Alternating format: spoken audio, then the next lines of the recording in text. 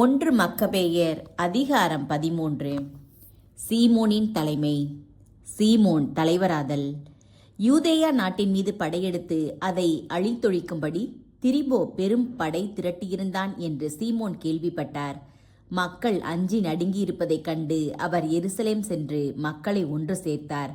அவர்களுக்கு அவர் ஊக்கமளித்து, நானும் என் சகோதரர்களும் என் தந்தையின் குடும்பமும் திருச்சட்டத்துக்காகவும் திரு உறைவிடத்துக்காகவும் செய்துள்ள அனைத்தையும் நீங்கள் அறிவீர்கள்.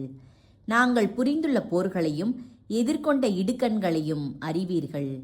இதை முன்னிட்டே என் சகோதரர்கள் அனைவரும் இஸ்ரேலுக்காக மடிந்தார்கள். இப்போது நான் மட்டுமே எஞ்சியிருக்கிறேன். எந்த துன்பம் நேர்ந்தாலும் என் உயிரை நான் காப்பாற்றிக் கொள்ள முனைவேன் என சிறிதும் எண்ண வேண்டாம். ஏனென்றால் என் சகோதரர்களை விட நான் சிறந்தவன் அல்லேன். ஆதலால் என் இனத்தார் திரு உறைவிடம், உங்கள் மனைவி, மக்கள் ஆகியோருக்காக வேற்றினத்தார் எல்லாரையும் பழிவாங்குவேன். ஏனெனில் அவர்கள் நம்மீது கொண்ட பகைமையினால் நம்மை அழித்தொழிக்க கூடியிருக்கிறார்கள் என்றார். இச்சொற்களை கேட்டதும் மக்கள் புத்துணர்வு பெற்றார்கள். எல்லாரும் உரத்த குரலில், உம் சகோதரர்களாகிய யூதாவுக்கும் யோனத்தானுக்கும் பதிலாக நீரே எங்கள் தலைவர், நீர் எங்கள் போர்களை நடத்தும், நீர் சொல்வதெல்லாம் நாங்கள் செய்வோம் என்றார்கள். ஆகவே சீமோன் எல்லா போர் வீரர்களையும் ஒன்று சேர்த்து எருசலேமின் மதில்களை கட்டி முடிக்க விரைந்தார். சுற்றிலும் அதை வலுப்படுத்தினார். அப்சலோமின் மகன் யோனத்தானையும் அவருடன் திரளான படையையும் யாப்பாவுக்கு அனுப்பினார். யோனத்தான் அங்கு இருந்தவர்களை வெளியே துரத்திவிட்டு அவ்விடத்தில் தங்கியிருந்தார். திரிபோ தாளமாயை விட்டு புறப்பட்டு திரளான படையோடு யூதேயா நாட்டின் மீது படையெடுத்தான். சிறைப்பட்டிருந்த யோனத்தானை தன்னுடன் அழைத்து சென்றான்.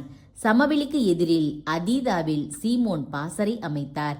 அவர் தம் சகோதரரான யோனத்தானுக்கு பதிலாக தலைவரானார் என்றும் தன்னுடன் போர் செய்யவிருக்கிறார் என்றும் திரிபோ அறிந்தான்.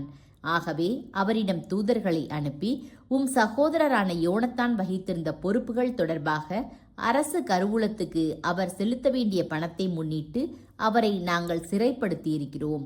அவர் விடுதலை பெற்ற பின் எங்களுக்கு எதிராக கிளர்ச்சி செய்ய மாட்டார் என்பதை உறுதிப்படுத்துவதற்காக நீர் 4 டன் வெள்ளியோடு அவருடைய மைந்தர்களுள் 2 பிணையாக இப்போது அனுப்பும்.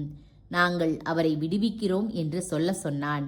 அவர்கள் வஞ்சகமாய் பேசுகிறார்கள் என்று சீமோன் அறிந்திருந்தும் இஸ்ரேல் மக்களின் கடும் பகைக்கு தாம் ஆளாகாதபடி பணத்தையும் பிள்ளைகளையும் கொண்டுவர கட்டளையிட்டார்.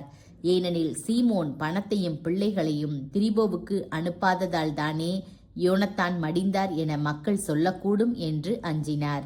எனவே பிள்ளைகளையும் 4 டன் வெள்ளியையும் சீமோன் அனுப்பி வைத்தார்.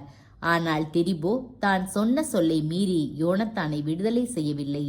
பிறகு நாட்டின் மீது திரிபோ படையெடுத்து அழிப்பதற்கு அதனுள் புகுந்தான். அதோராவுக்கு போகும் வழியாக சுற்றி சென்றான்.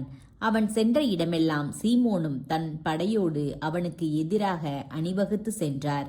எருசலேம் கோட்டைக்குள் இருந்த பகைவர்கள் பாலைநிலம் வழியாய் தங்களிடம் வருவதற்கும் உணவுப் பொருள்களை கொடுத்தனுப்புவதற்கும் திரிபோவிடம் தூதர்களை அனுப்பி கொண்டிருந்தார்கள். ஆகவே திரிபோ தன் குதிரை வீரர்களை அனுப்பி வைக்க ஏற்பாடு செய்தான். ஆனால் அன்று இரவு பனி மிகுதியாய் பெய்ததால் அவனால் போக முடியவில்லை. எனவே அவன் புறப்பட்டு கிளையாதுக்கு சென்றான். பாஸ்காமா அருகே வந்தபோது அவன் யோனத்தானை கொன்றான். அவ்விடத்திலேயே அவர் அடக்கம் செய்யப்பட்டார்.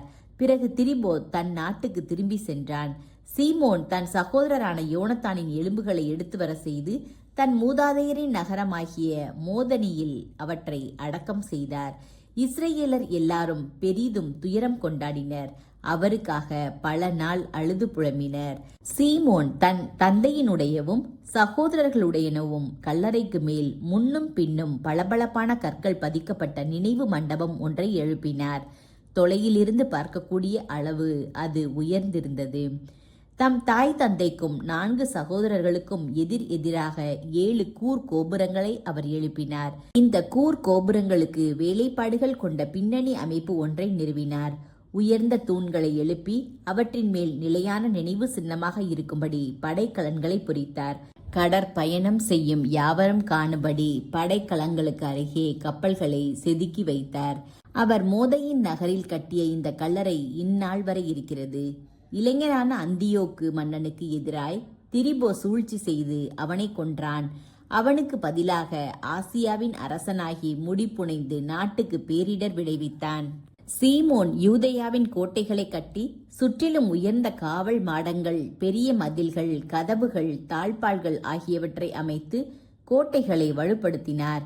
கோட்டைகளுக்குள் உணவுப் பொருள்களை சேர்த்து வைத்தார். பின்பு சிலரை தேர்ந்தெடுத்து நாட்டுக்கு வரிவிலக்கு கோரும்படி அவர்களை தெமேத்திரியு மன்னனிடம் அனுப்பினார். ஏனென்றால் திரிபோ கொள்ளையடிப்பது ஒன்றையே தன் தொழிலாக கொண்டிருந்தான். தெமேத்திரி மன்னன் அதற்கு இணக்கம் தெரிவித்து பின்வரும் மடலை சீமோனுக்கு எழுதி அனுப்பினான். தலைமை குருவும் மன்னர்களின் நண்பனுமான சீமோனுக்கும் மூப்பர்களுக்கும் யூத இனத்தாருக்கும் தெமேத்திரி மன்னன் வாழ்த்து கூறி எழுதுவது: நீங்கள் அனுப்பி வைத்த பொன் முடியையும் பொன் குருத்தோலையையும் பெற்றுக்கொண்டோம். உங்களுடன் நிலைத்த சமாதானம் செய்து கொள்ளவும் உங்களுக்கு வரிவிலக்கு அளிக்குமாறு எம் அலுவலர்களுக்கு எழுதவும் ஆயத்தமாயிருக்கிறோம். நாம் உங்களோடு செய்து கொண்ட ஒப்பந்தங்களை உறுதிப்படுத்துகிறோம். நீங்கள் கட்டிய கோட்டைகள் உங்களுக்கே சொந்தமாகும். இந்நாள் வரை நீங்கள் செய்துள்ள தவறுகளையும் குறைகளையும் மன்னிக்கிறோம். நீங்கள் அரசருக்கு செலுத்த வேண்டிய சிறப்பு வரியிலிருந்து விலக்கு வழங்குகிறோம். எருசலேமில் வேறு வரிகள் இதுவரை விதிக்கப்பட்டிருந்தால் அவையும் இனிமேல் தண்டப்பட மாட்டா. உங்களிடையே தகுதியுள்ளவர்கள் அரசு பணிகளில் சேர்த்து கொள்ளப்படுவார்கள். நம்மிடையே அமைதி நிலவட்டும். 170ஆம் ஆண்டு பிற இனத்தாரின் அடிமை நுகத்திலிருந்து இஸ்ரேல் மக்கள் விடுதலை அடைந்தார்கள். பெரும் தலைமை குருவும் படை தளபதியும் யூதர்களின் தலைவருமான சீமோன் ஆட்சி செலுத்தும் முதல் ஆண்டு என்று இஸ்ரேல் மக்கள் தங்கள் ஆவணங்களிலும் ஒப்பந்தங்களிலும் எழுதத் தொடங்கினார்கள்.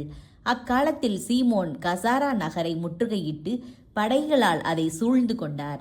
நகரக்கூடிய மர கோபுரம் ஒன்று செய்து அதை நகருக்கு கொண்டு வந்து காவல் மாடம் ஒன்றை தாக்கி கைப்பற்றினார். அந்த மர கோபுரத்துக்குள் இருந்தவர்கள் நகரிலும் நுழைந்ததும் அங்கு பெரும் குழப்பம் உண்டாயிற்று. நகரில் இருந்தவர்கள் துயரின் அடையாளமாய் தங்களின் ஆடைகளை கிழித்து கொண்டு தங்கள் மனைவி மக்களோடு மதில் மேல் ஏறினார்கள். உரத்த குரல் எழுப்பி தங்களோடு சமாதானம் செய்து கொள்ளுமாறு சீமோனை வேண்டிக் கொண்டார்கள். நாங்கள் செய்த தீமைகளுக்கு ஏற்ப எங்களை தண்டியாது எங்கள் மீது மனமிரங்கும் என்று கெஞ்சினார்கள். சீமோனும் அவர்களோடு ஒப்பந்தம் செய்து போர் புரிவதை நிறுத்தினார். ஆனால் அவர்களை நகருக்கு வெளியே துரத்திவிட்டு சிலைகள் இருந்த வீடுகளை தூய்மைப்படுத்திய பின்பு புகழ் பாக்களை பாடி இறைவனை போற்றிய வண்ணம் நகருக்குள் நுழைந்தார். அதனின்று எல்லா தீட்டுகளையும் நீக்கி திருச்சட்டப்படி ஒழுகி வந்தோரை அவ்விடம் குடியேற்றினார்.